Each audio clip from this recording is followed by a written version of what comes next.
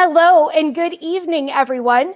My name is Brianna. I am the Director of Sales here at CareerFoundry, and I'm joined by my very lovely colleagues, Geeta and Tiffany. And this evening, we are here to discuss with you demystifying the West Coast job search, which it sounds like a lot and super complicated, but I promise you it's not. We have experts with us, and they're going to walk you through everything. Just a few housekeeping items. If you can, drop in the chat any questions you may have. And to get us started, also put where you're from. We always love to hear where we're speaking to everybody at. And so let's get started.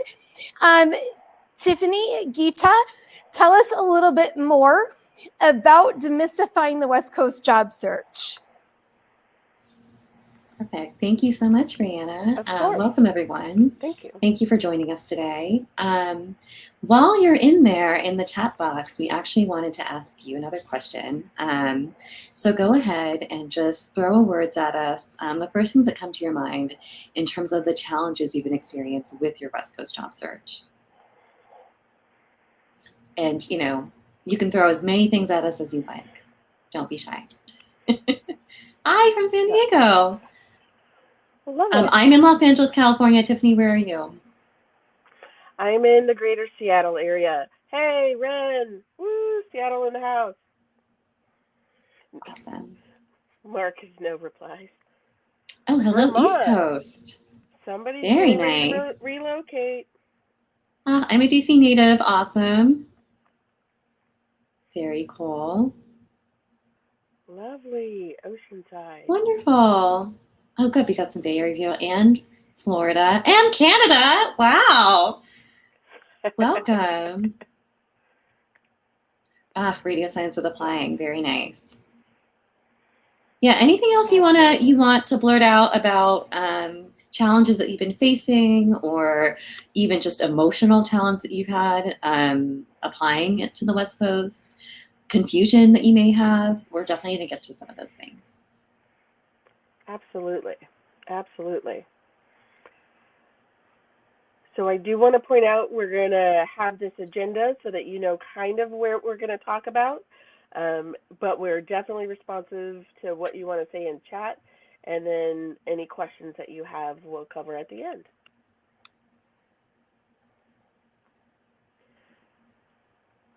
So in terms of this, do you want to kick us off with anything else, Geeta? We want to jump right in. Let's jump right in. Yeah, let's jump. There's people from East Coast.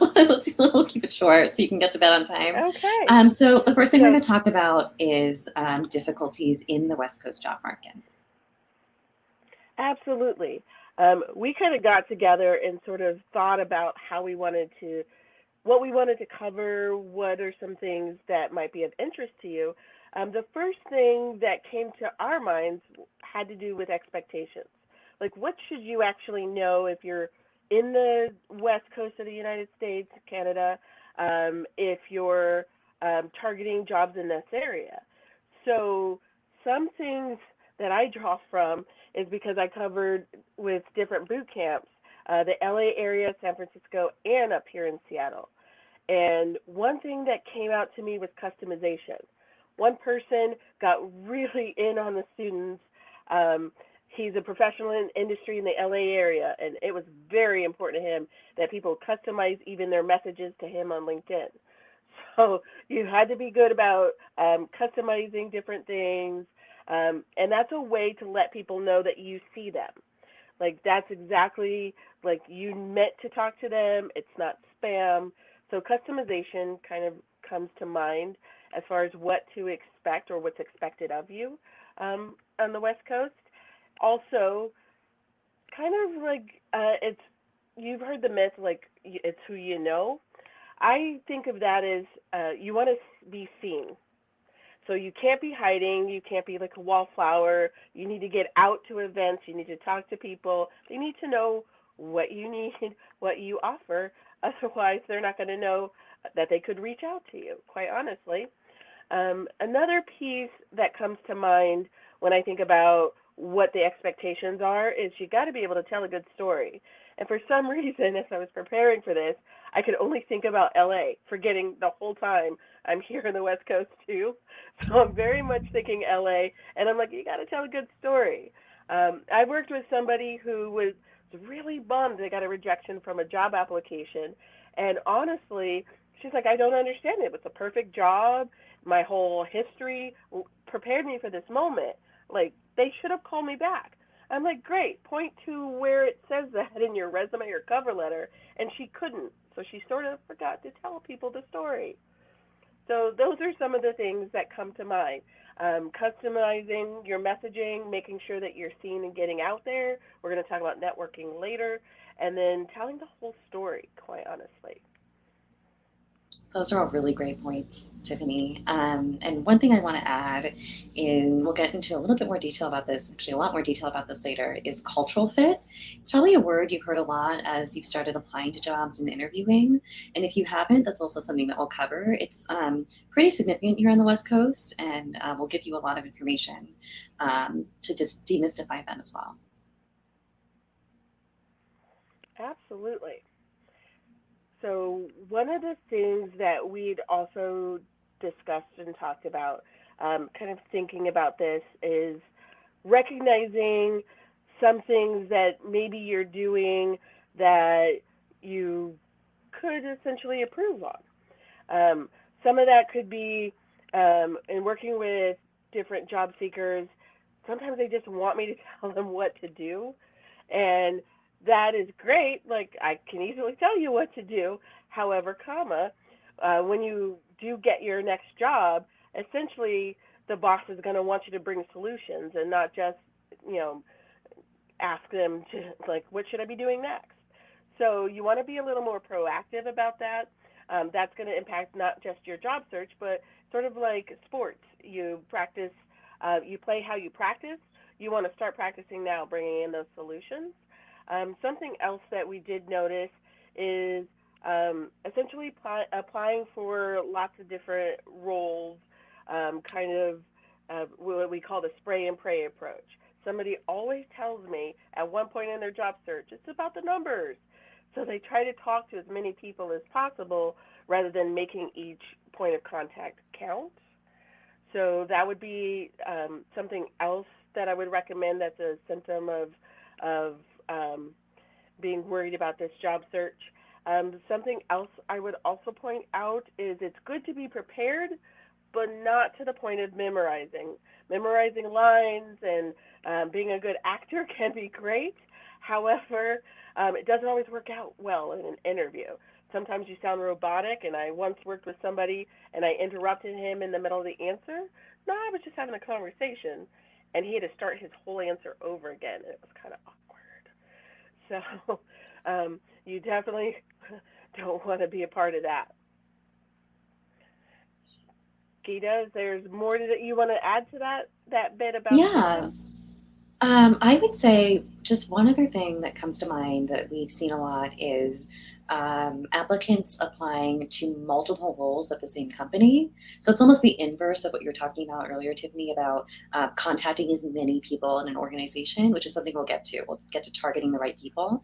But you want to be really intentional about the jobs and the roles that you apply for. People do keep track of that on the receiving end, and so you want to make sure that you're waiting for the role that's the right fit for you. Because it can reflect poorly on your candidacy if you're just blanketing your resume at any role, thinking it'll get your foot in the door. Things have migrated away from that mentality, so we'll talk about being more strategic in your approach. Absolutely. I think we can move on, Tiffany, to the next bullet. What do you think? Sounds like a plan. Part of what I want to say is something about authenticity and specificity. Is that something that you want to cover? Well, no, you go right ahead. We're going to discuss about staying competitive, so go right ahead. Absolutely. Part of the staying competitive is about being authentic, and when I say that, I'm actually saying, like, if you tell them one thing in your cover letter resume, then you actually have to back that up. I had an example where somebody went to a boot camp that taught all these different things. It was like data science and web development, And so they put them all in their resume. But then when it comes to the interview, you have to be able to back that up. Otherwise, that's an awkward interview, actually, as well. The other thing that I would probably say around that is you want to be specific, and that's a little bit of showing and not just telling. Showing and not just telling them that, hey, I know these things. You want to like give a project. So if you are in fact talking about something that you did at the boot camp, you want to give them a specific project and walk them through that, rather than just saying, hey, I know how to design or I know how to code. Totally. And that brings us to our next point, and that is about continuously updating your skills and continuing to update your portfolio. I cannot stress enough. I know you all have so much on your plates. Many of you are working, many of you are searching for work, which is 100% a full-time job. So having to add anything else to that must seem really daunting. But continuously updating your skills and continuously updating your portfolio doesn't just serve your job search, it also serves you, because it can help you specialize in a certain area. It can help you understand areas of your skill set that need to be improved upon. And those are things you can always bring to the table in an interview. So it's really, it's a really important concept that I think a lot of people neglect in the job search. They think that once they have their portfolio, once they have their application package, the one cover letter template, then you're set, you're done, but in reality, it's a process. And even if, say, you get your first job, you're going to be growing your portfolio there, you're going to be growing your skill set there. You need to treat the time that you're job searching the exact same way. You're growing and you're developing, even beyond your bootcamp coursework. And so that's something you bring to the table, and it really adds value, and it also adds specializations and context to your job search as well. Another thing I wanted to talk about was something we touched on earlier with networking, and that's the proactive approach versus the reactive approach. So often people think of their boot camp as almost like a finish line. And once they're done with the boot camp coursework, or once you're done with job prep, then you're done. But networking is something that starts at any point in time. It's something you can do as a student in a boot camp. It's something you can do as a student if you're still in school. It's something you can do even when you're working. When you get your first job, there's that saying, always be looking. It's something that starts and never stops. So we're going to talk a little bit more about strategic networking later. The other thing I wanted to talk about is location, because we often hear this blanket term of the Bay Area or the West Coast or West Coast tech. Now, what does that actually mean? So I broke down some of the main cities for you. Some of you are here, but some of you are not. So it'll be interesting to see if this qualifies or maybe counters some of the information you already have. So first of all, location preferences. This is something that a lot of people ask about when they're job searching. Let me talk to you a little bit about why you want to look at where a job is, or why you want to keep your options open for different jobs up and down the West Coast. So we'll start with San Jose. It's considered the capital of Silicon Valley. It's really young. It's known for its innovation and its energy. I would say San Jose is one of those hotspots. The companies that work there are eBay, PayPal. It's very energized and it's very expensive. So that's something to keep in mind when you see a job that's listed as that being the primary location. And keep in mind, as I'm throwing these locations and descriptions at you, that so much work is remote now. So, this is the energy of, say, the headquarters, but it's very likely that if you end up working for a job stationed in here in one of these cities, you could actually be fully remote, which is just something to keep in mind. Next, we'll go on to San Diego. That's sort of grown into what they're potting off as Silicon Beach. So it's ancillary to Silicon Valley. And I would say some of the characteristics of San Diego as it's burgeoning in the market are work-life balance. It's smaller, and there is a sense of community there. It's also drawing a lot of younger talent or newer talent to the market. A lot of the plate tectonics that we've seen with people moving around in the pandemic, a lot of people have landed in San Diego because it's a little bit just more amenable for life. It's also a focus of certain industries. I would say in the blanket or broader term of tech, I would say San Diego is a focus for biotech and IT and also software. So something to think about if you're looking at jobs in those areas. Next, we'll go to our hungry monster, San Francisco. It is the capital of the tech world, as you probably heard. And I would say in terms of traits, we're thinking hyper urban. It's very entrepreneurial. There's a lot of venture capital focus there. So you have this very unique setup of a lot of private money and a lot of creative spirit, and that produces startups. So that's why you hear a lot of big tech there and also smaller companies there. I actually work for a startup that's based in that area as well. So you want to think about innovation. You want to think about people. It's sort of the incubator for so much talent, I would say. In fact, I think incubator is a really strong word for San Francisco in particular, because a lot of ideas start there, even if they end up moving somewhere else.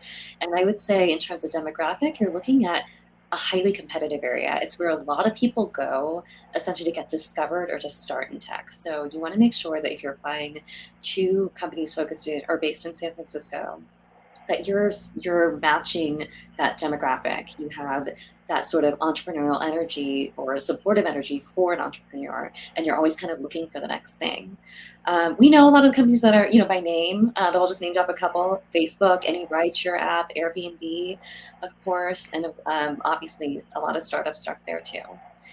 Next, we'll go to where I'm currently located, Los Angeles. I was a New Yorker for over a decade, so I'm relatively new to the West Coast, but I have made Los Angeles my home. It's formerly a single industry town that is now clearly shifting into tech. It wants a big piece of that pie as well.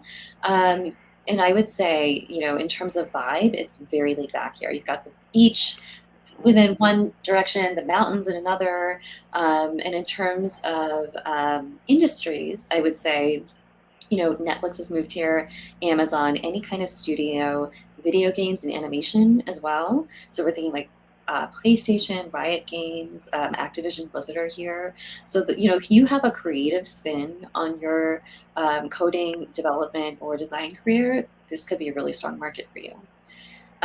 Lastly, I'm going to briefly touch upon Seattle and the Pacific Northwest. Tiffany, feel free to interject here if you'd like.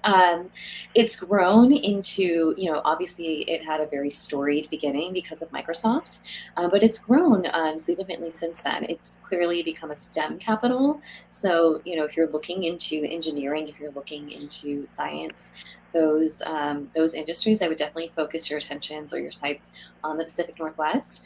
The other interesting thing I'd like to point out is demographics. In the Pacific Northwest, another thing they're sort of known for is longer stints at jobs, more loyalty, and a more established talent pool. So if you feel like you're a more mature candidate in terms of your work experience, it might be a good idea to look there as well. And tech is growing as well. Microsoft is still there. Companies like Salesforce have moved in. So they're definitely diversifying in terms of the type of tech that exists there. Tiffany, is there anything you want to add to any of the locations? Absolutely. I could kind of run up the coast as well. One of the things that my experience has shown me is that not only is it laid back a lot of time in the LA area, everybody spent a lot of time in the car. I see some similarities with Seattle where you'd work in one part of town but not the other. Seattle, we don't like to cross bridges, so you kind of want to make sure that you're living in the area where you want to commute or work to. I noticed that San Francisco, a lot of the signs for the big name companies are all across downtown, so you could see what's there. Seattle is kind of hidden. I could do a tech crawl and be like, wait a minute, Disney's here? And then find out like they're tucked in a building next to Uber. And then Lyft moved over down the block in Pioneer Square. So a lot of the companies are hidden in a sense, but there's a lot of consultancies and support agencies that go with the tech. A lot of San Francisco Bay Area teams will get a satellite team out of the Bay Area, out of the Seattle area as well. So I am noticing that the market in San Francisco might feel saturated, but that's just a challenge for you to be clear about your messaging and the value that you bring, and then pretty much stay connected with your network. And that would be kind of like the things that I would add to that. Awesome. I think that's a good segue into a topic that comes up a lot, at least with my students. Tiffany, I'm sure you've gone through the same thing, which is, what is this concept of culture? Why has it become so significant, especially when you're applying to the West Coast? So we wanted to give you a couple of insights into that. Absolutely. Actually, why don't we ask, when we say culture, or when you think culture and culture fit, what does everybody think? How are you defining it? If you could give us one word answers in the chat, go ahead and start telling us what you think culture means when it comes to culture fit, and then we could call that out as we kind of walk through what the culture aspects might be. One of the things that I like to tell my students is you want to give a collaborative spirit to it. So when you're in an interview, if you're not quite sure, or if they ask you to take certain seats in an interview space, you might want to do a shoulder-to-shoulder situation and like work to collaborate and build that sense of team, because they're not going to recruit a whole new team just because you made it to the team. At the same time, I've actually interviewed people for a team, and we couldn't figure out why it wasn't going to work, but we knew, like, we really wanted to hire this person, but the Bay Area team was really laid back. They were kind of like the quiet, confident, laid back, and she was high energy. It was like not going to work. And so in some cases, that would be some of that culture fit. Some of that goes beyond just the values and the brands that they post on their website. It could, in fact, be how they like to work. So the managers might be looking for, like, who is not going to create more work for me? Like, are you going to ask me 20 questions, or are you going to get stuff done and, again, bring the solutions? And I could see some of you are talking about values lived out loud and being on the same page. So it sounds like we're on the same page. I see you. I see predominantly white heterosexual males. That's an interesting perspective. Yeah. Check out I see a lot of discussion about values. That's interesting. Collective. That's a really great word. I haven't seen that before. Yeah. Very neat. Tiffany, do you mind if I move on? Go for it. Go for it. So those are all really great suggestions. If you want to just dial in a little bit more about what we believe the organizations that you're applying to are looking for when they either you ask them about culture or they ask you about your cultural preferences. So yes, some of these answers are entirely spot on. Definitely values, definitely mission, team dynamic as well. I saw that. But it's also things like, how do they prefer to communicate? And I don't mean communication style. I mean, what applications are they using? Are they Microsoft Teams? Are they a Slack community? Are they email or phone? Are they the kind of organization that wants you constantly on video? That's something that you want to understand about them, and they're going to want to understand that about you, especially as we move more towards a virtual workspace or even a hybrid model. You really want to understand if this organization's culture in terms of how they work and how they communicate across mediums is aligned with what you prefer doing on your day-to-day. Another thing that we're beginning to hear a lot in terms of culture is their work style. Do they offer work-life balance? Are they flexible with your working hours? Do they offer a work schedule that has open hours, or a hybrid model in terms of when you're in the office? That also fits into culture. And that's something you want to really do your research on, because again, it ties into what you want out of the job, not just what they expect from their workforce. The other things I want to touch upon are, do they invest in their team members? Do they have money set aside or programming set aside to develop their team in terms of growth? Similarly, do they have any kind of structure that takes their workforce and develops people with managerial potential? That's something you also might want to ask, if that's something you anticipate in your career trajectory. That's part of culture. Are they, is it a organization, and this is not exclusive to startups or tech, but is it an organization that is an incubator for burgeoning talent, or can they take that entry-level talent and really grow them into the areas or the specializations where you see yourself? Also, what does their retention rate look like? That's another part of culture. That's something that you might want to look into. Take a look on LinkedIn. How many years have the people that worked at this organization worked there? Do they feel like there's a lot? Do you see a lot of turnover? Do you see a lot of new people? Or do you see some people with a little bit of longevity and experience? That is also something that signifies what their culture is. Is it something that retains people, or is it something that doesn't really have any significance and people leave? Also, I think I saw this in the chat as well, that managerial style, that can be indicative of an entire organization. It can also be something that's purely reflexive within a team, but it's definitely something you want to look into. Is that in alignment with what you want? Or is it something you're willing to sacrifice in the beginning to get to where you want to go? And lastly, another thing that I didn't actually see in here, and I feel like it's something that, especially when I was job searching, it's something that I always made it a point to ask, is what kind of events, what kind of programming, what kind of investment do they make in creating a culture with their distributed workforce? Are there in-person events? Are there virtual events? What are they doing outside of the scheduled workday to make their workforce feel engaged and make their workforce feel included? I would say that definitely fits in. And lastly, this is something that just occurred to me from the earlier comment about a certain sexual orientation or a certain race or a certain ethnicity dominating, or gender identity dominating the workforce.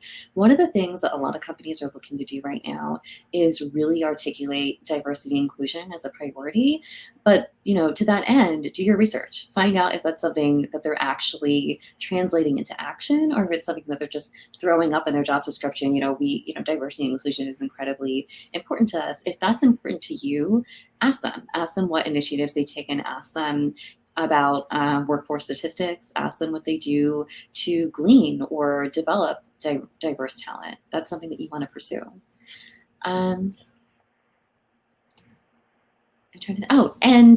Where do you go for this information?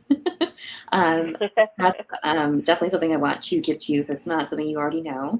A couple of resources is definitely reach out informally on LinkedIn to someone, and we'll go into detail about who these people are and how you can reach out to them. But informational interviews are a really great way to just very benignly, you're not asking them for, it's not transactional, but to benignly get some insights into company culture. Someone that works there is obviously going to be the best resource for that.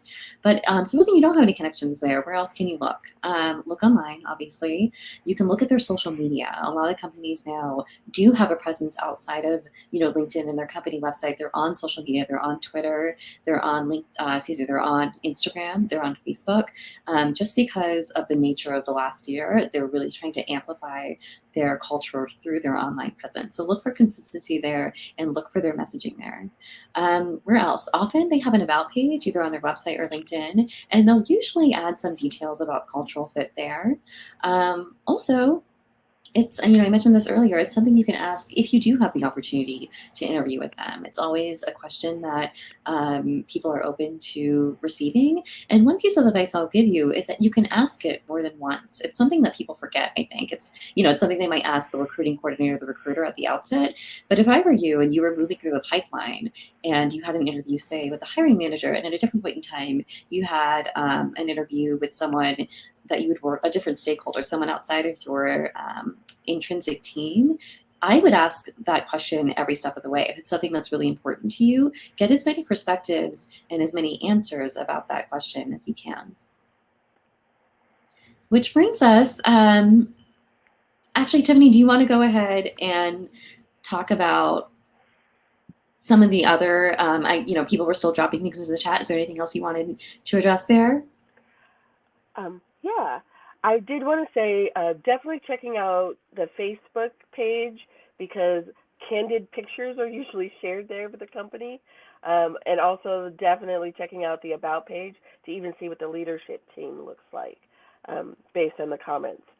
So in terms of how you would tell if a company culture matched what you were looking for, where would you look? You can drop that in the chat as well.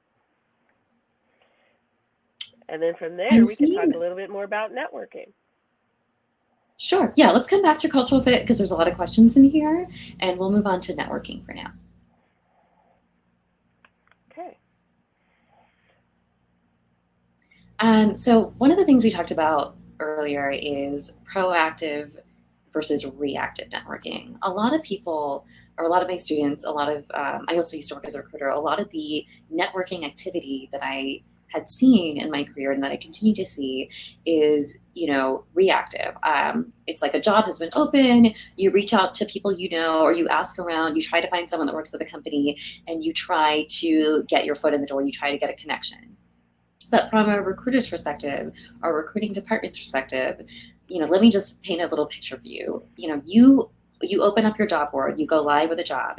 All of your time and energy is allocated to calling applicants and sorting through applications. You're not necessarily going to be, veering over here and looking at your LinkedIn or looking at your Instagram or Facebook or Dribble or anything like that, and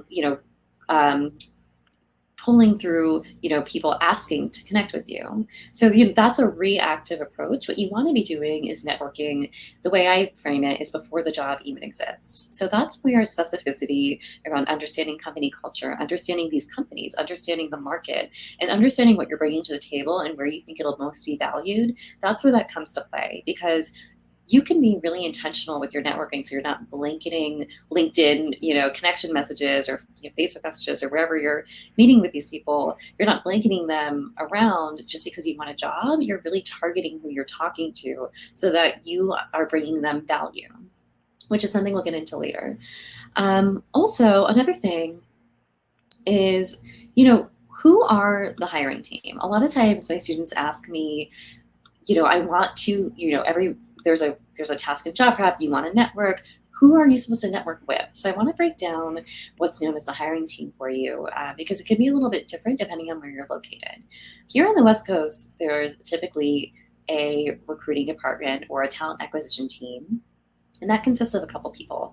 Sometimes, not all the time, there's a recruitment coordinator or recruiting coordinator, someone that fields all the applications, calls through all of them, looks at every email, looks at every in-message, in LinkedIn, and decides these are the people that we're going to move into the phone screen stage. Sometimes those responsibilities are also melded with the recruiter role, and the recruiter is typically who you're going to speak with if you are invited to a phone screen. That's usually very short nowadays, sometimes 30 minutes. Oftentimes now it's not even done on video, it's literally a phone call, and it's just to get an idea if you are who you say you are. But equally, it's your opportunity to see if they are who they say they are. So, it's really short and sweet. They'll just usually ask you to summarize your resume for them, and then they'll give you an opportunity to ask them a couple questions, and it just moves you into the next part of the pipeline. So who are the other people, the other stakeholders here? You have your hiring manager, you have other people within your team. You may get the opportunity to talk to them as well. People that that exist at the same level that you be coming into, people below you or people above you, but people that make up your actual team. Then you have other stakeholders. Supposing you're coming in as a designer, maybe you'll discuss with developers or vice versa. There could be other people, say in the branding or communications department that you'd be working with. You may have the opportunity to meet with them as well. And then it kind of can trickle out from there or branch out from there. So in some instances, you may even get to meet a CEO or one of the founders of the company in the interview stage. But all that boils down to is who should you reach out to? And I should say there's a couple of other titles in here that you might see.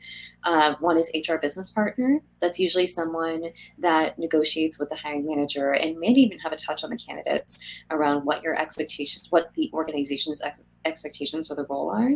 Another person you might see is people operations or an operations coordinator, something like that. That's someone that manages all of the employee data. And I'm trying to think of, and lastly, there's someone called a talent acquisition representative or someone in talent acquisition. Those people also vet the roles. They may not be the initial recruiter that you meet or that you interact with, but they're sort of in the background, sometimes in the foreground, really culling, what the headcount, what the team planning will look like. So a lot of their work feeds into what you're bringing to the table because they're looking at from the business perspective of what does the business want from this role, and a recruiter or a talent acquisition that's recruiting is looking at it from the perspective of here is the candidate pool, how can we find the best person to meet the business where it's at. So from that perspective, who is the best person to reach out to? Well, first of all, you have a couple different avenues here. One, my primary go-to is always the hiring manager. If you can identify who that person is, even if they never get back to you, just seeing that initiative from a candidate looks really good, no matter what stage of the interview or application rather that you're in. Secondly, I would definitely recommend a recruitment coordinator or recruiter, because those are the people that see all of the applications. A hiring manager only sees the top few candidates, but a recruiter, a recruiting coordinator, they're going to be looking at everyone. So if you can reach out to them or identify who that person is, I would definitely recommend that. And lastly, I would say, and this has worked for me in the past, if you can identify a fellow team member, especially if this is preemptive, if it's before the job exists, supposing you really want to work at a specific company and you know exactly the development team or the design team that you want to work on, try to find out who your colleagues would be, who's at your level, who's someone that might mentor you that's a level above you, and try to reach out to them. Say, one of the ways you can do this is reverse engineer your job search. You could look at their LinkedIn profile and see if they used to be in the role that you want. And that's who I'd reach out to. As I would say, hey, I know I'm interested in joining your organization at some point in time in this role, or this is the role I'd really like to come into if it ever opens up. I'd love to get your insight into what you brought to the table, how they developed you when you got there, and some of the challenges that you faced or what you enjoyed so much about working in this role that you stayed with the company and now you've moved on. So that's where I would start with recruiting in terms of who they are and what they're looking for from you in networking. Lastly, I would like to touch upon adding value to the relationship. Oftentimes I know sending a message to someone that you don't know can be really intimidating. So where do you start? What do you say? So obviously introducing yourself is one thing. But introducing yourself every single time there's a job is a very different thing, and I would highly discourage that kind of interaction. What I would encourage you to do instead is add value to the relationship. What I mean by that is, supposing you want to work at an online, let's just say a design firm, and you introduce yourself, a job is opened up, let's just say, this is not necessarily preemptive, but you introduce yourself to a recruiter and you apply for the job and then you introduce yourself on LinkedIn. They may not respond, they may not see your message, but rather than constantly ping them to say, hey, any updates, or hey, I applied, or hey, I'm really interested, what they'd rather see from you is how are you going to add value to this relationship. You can do that by creating a portfolio piece that might get their attention. You can do that by doing a case study or a critique on something, that a product or something that they currently have in their arsenal. So you're speaking to them in their own language.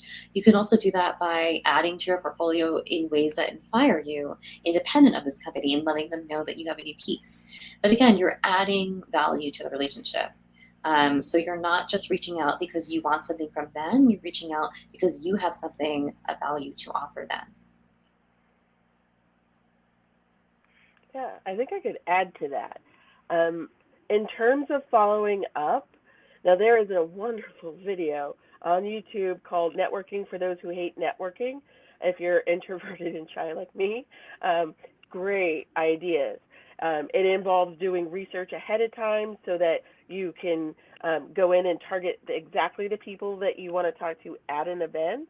And then if you see, like, for example, if it's a book signing, somebody's there and the presenter is just going to be signing all the books, maybe you offer to get them coffee. Like, these are things that you could do. So being creative about it is going to be helpful. Something to think about is the following up. You want to do it within 48 hours. Research indicates that by about 48 hours, they're going to start to forget that they just met you. The other thing that I would do is probably do it within 24 hours, because I would forget to do it, but that's just me. Something to consider is there's a content marketing strategy, and I kind of consider careers a lot like business, where you want to actually offer that value piece that Geeta was mentioning. If you offer value 3 times before you ask for something, then you're more cultivating that relationship than basically like, I'm only talking to you because I need a job. When it comes to also connecting with people, I would say, thinking of a TV analogy, is changing channels. So if you're camped out on LinkedIn, which is great because you could find so many people there. But if they're not answering, not everybody, they might go to LinkedIn, but they might not live on LinkedIn. So since most people actually run their own Twitter accounts, find a Twitter account and start tweeting at people. See if you can find their email and write to them directly, because they're more likely to respond there, especially if you have a subject line where you could really get their attention, because it's about being memorable in a good way. Part of that. Anything else you'd like to add, Geeta? Yeah, one of the things I always like to share with my students, and I know this can be a nugget of knowledge that we don't necessarily align with, but in terms of following up, I always say, don't what's the word? Don't assume that often people use the phrase like, I look forward to hearing from you, or I look forward to meeting you, or I look forward to discussing more. But my sort of nugget for all of you is, I don't invoke the I look forward to phrase unless I've been given something to look forward to. So unless you're going to have an interview, or you're going to have a phone call or a case study or some specific thing from them, a simple, thank you, I'm interested in learning more, or I'm interested in discussing more is fine. I always say, err on the side of not assuming that you know anything about these people, like whether they're going to get back to you, whether they even see your message. Just as a word of caution, I would say, invoke the I look forward to something when you actually have something to look forward to, because then it's actually intentional and meaningful, and it lands a little bit differently than if you assume that they're going to get back to you. Oh my goodness, so many things to not assume though, like that they know what a boot camp is. If you're I would say camped out, it's probably not the right phrase, but I often hang out because I'm from a military family, so boot camp has a different connotation. So depending on where you are, you might not want to assume that they even know what you've been through to have the skills and to be ready for the roles that you're targeting. I did a tech crawl, which something I highly recommend in the Seattle area, since all the businesses are hiding. Going from company to company and talking to the recruiters and meeting them in that way. I once ran into somebody at a VR event, and she's like, what's a boot camp? And I'm like, really? You're like three, like you could throw a rock and hit like three of them, like near this area. So a good rule of thumb is also to go into this process as you would a consultant. They don't necessarily know you or what you've been through or the kinds of training and projects you've been able to put together. So being able to communicate that clearly and help them understand the value that you bring, I think is going to be a nice part of it too. Totally. And just to piggyback off of that, to the outside world, they may not necessarily understand what a boot camp is. So, while that may seem like an amazing springboard for your career, it's not necessarily your entire currency in the job market. But alternatively, what I wanted to say is that your CF family is your first network. So don't discredit the fact that you might be able to meet other people either here or through your coursework or even through your career specialist who could later on be a resource for you. And I don't just mean for finding a job, what I mean is in terms of your professional development. Like one of the things I always advise my students to do is to form a peer group of 3 people, themselves included, with anyone else from either their coursework or anyone else who's completed their same course. It could be alumni also, since I know a lot of times it's through referrals that you enter the boot camp. But, create that peer group and let that be your sounding board. Let that be the people, schedule a monthly challenge for you all to add to your portfolio. And then subsequent months, have those be for review so you can incorporate their notes and then bring it back to them. Your career family is your first network, and you don't want to ever think that just because it is a boot camp that it can't be a resource for you in the professional world or in terms of your professional development. The other thing I was going to say is, you never know where your next opportunity is going to come from, and you never know necessarily who you're going to have in common with an organization. So, you know, it's really important to think of your network not just as professionals you admire or people that you want to work for or where you want to work, but also about in terms of, you know, what you're studying now, but across the board. You know, professionals know each other and professionals respect each other. So, one of the ways you can expand your network in ways that you may not have already considered is people that you respect in other industries who are doing things outside of design or outside of development, outside of coding. You know, this is a really interesting example, but I was in the final stages for a job interview last year, and they kept stalling and stalling and stalling on the decision. And I was thinking of ways, you know, how can I boost my application? How can I add more value to this conversation? And I offhand mentioned it in my weekly happy hour with some friends of mine back in New York City.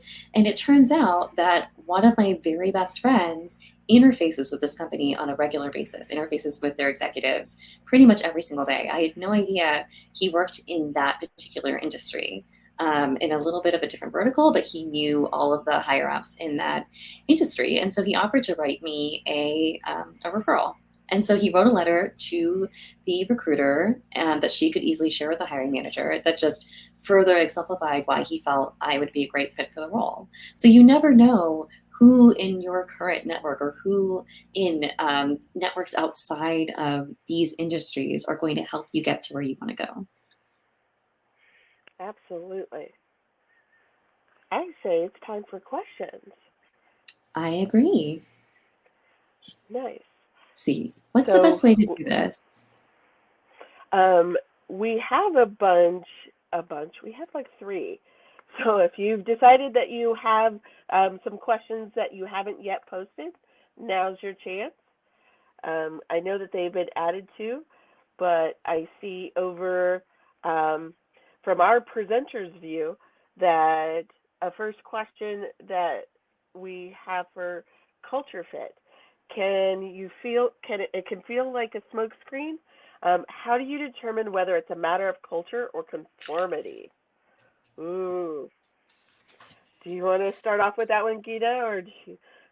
Mhm. Okay. So I would say it really, this is where, you know, you doing your research and setting that expectation for yourself, and then hopefully you have the opportunity to meet someone from the organization or introduce yourself to someone from the organization outside of the interviewing pipeline to either confirm or counter the information that you find.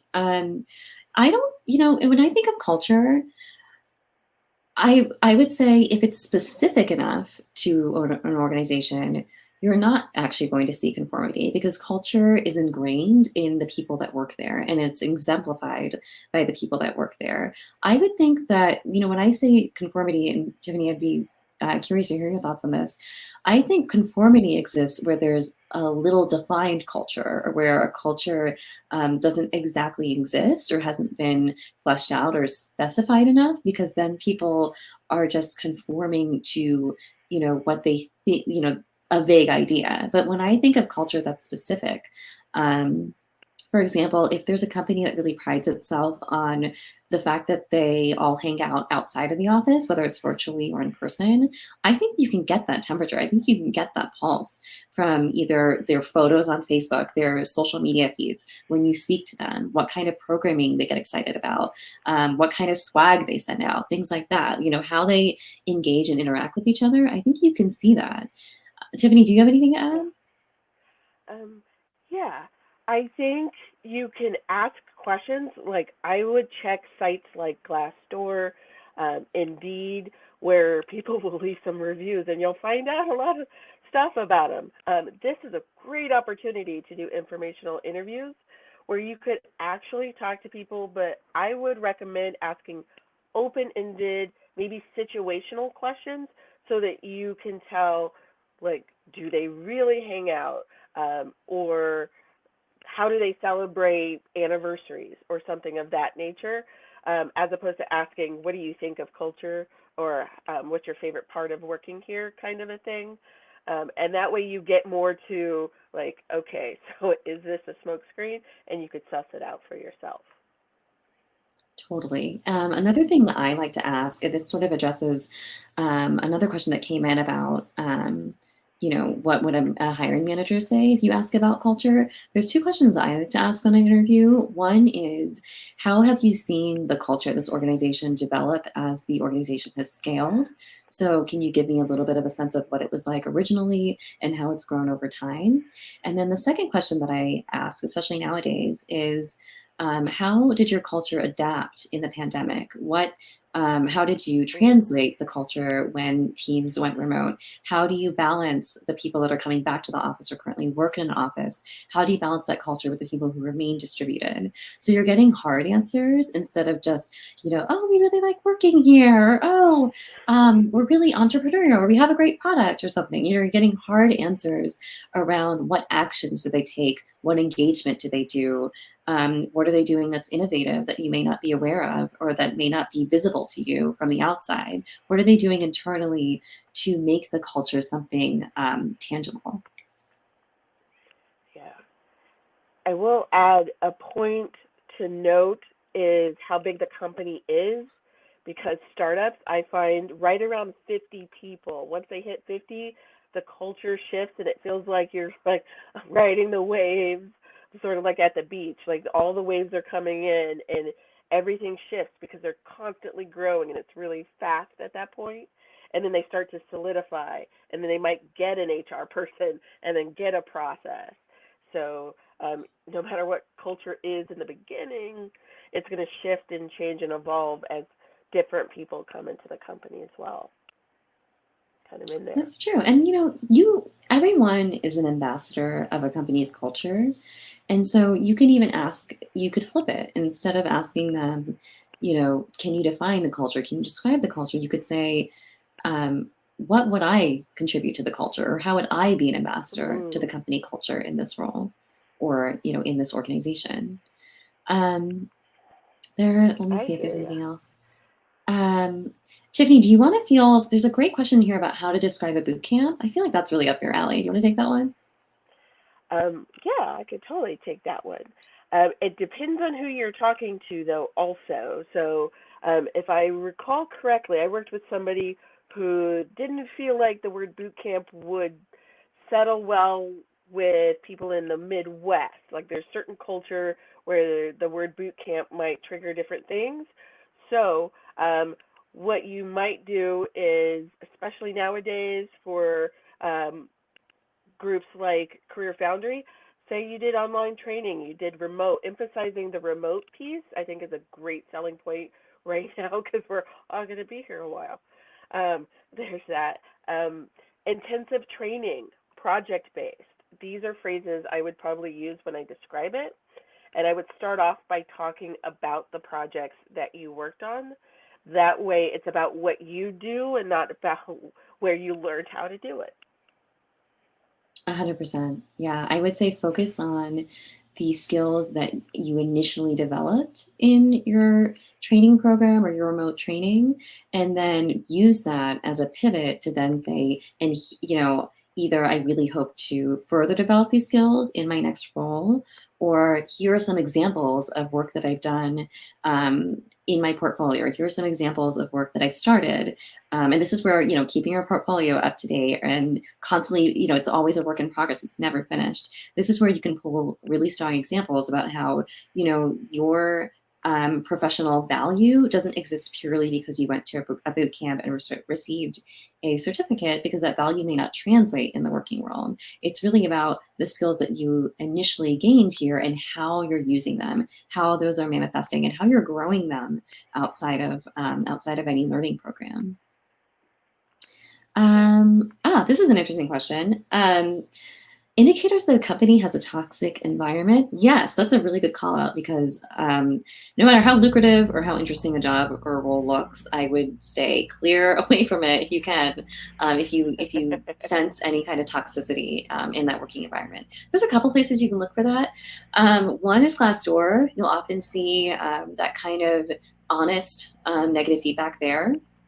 Another is if you are able to look at any of the either retention rates or any sort of data around how long, what's the longest someone's worked here, what's the shortest someone's worked here. If you go into LinkedIn and just look at people's timelines, within a team and just see how long they've been there, I think that's a pretty good indicator.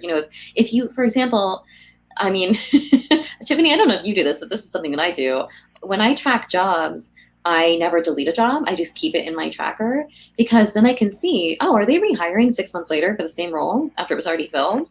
That's a really good indicator of lack of retention, which is often an indicator of toxicity. Or even if it's not an indicator of toxicity, it could be an indication that they don't know what they're doing in terms of hiring. They're not great at finding the right people for the right roles. And that could be, again, something that you want to avoid if you're navigating and trying to find some red flags about potential employers.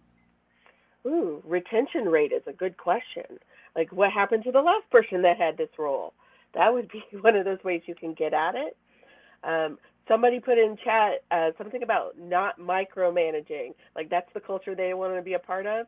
If somebody tells you they're not a micromanager, that would be a red flag for me. Because if they've got to tell you, that's a thing. That's a thing. There was a question in there specific about how do you know where the good data science markets are, and I did post a response in chat, but I will say you could search trends.google.com to see what's popular in certain areas. I have worked at boot camps where that's how they determine which stack of technology they're going to focus in on because it's the most popular. So that's one place to look, but San Francisco and Seattle are big markets, and I am noticing that even though they say the jobs are remote, they, all things being equal, will tend towards local people. And I'm suspecting that at one point they want a team building exercise in person somewhere.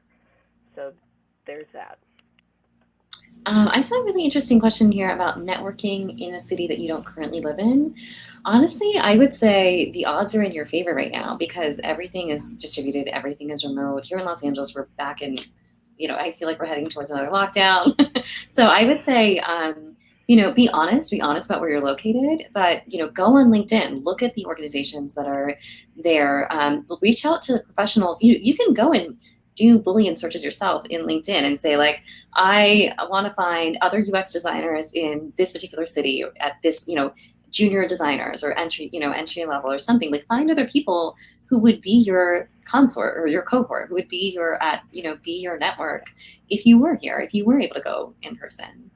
And, try looking at resources locally to where you're headed. If you look at the library websites there, those are often good communities that feature, boot camps or design challenges or virtual networking.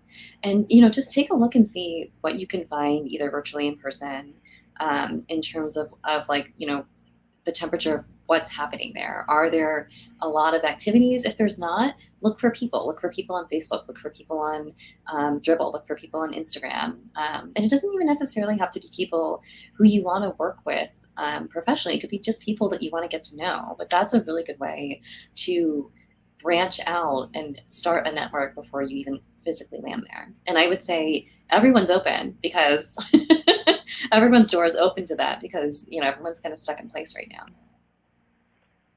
Yeah.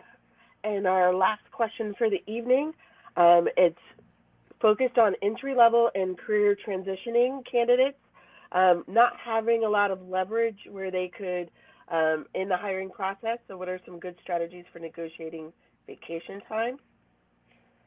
I don't think the two are connected, to be honest. I don't think negotiating vacation time is, I'd say get the job first and then ask me about vacation time or, get the offer first. But in terms of leverage, all kidding aside, I would say that's where, your portfolio, your network, being able to articulate your value come in. It's not about how long you've been in this field. It's about what are you bringing specifically to the table that brings value to this team and brings value to this organization. And it doesn't necessarily have to be as a designer. A lot of you are transitioning from other careers. So really look at how you can articulate your value in your previous job, in your previous industry, into your new role.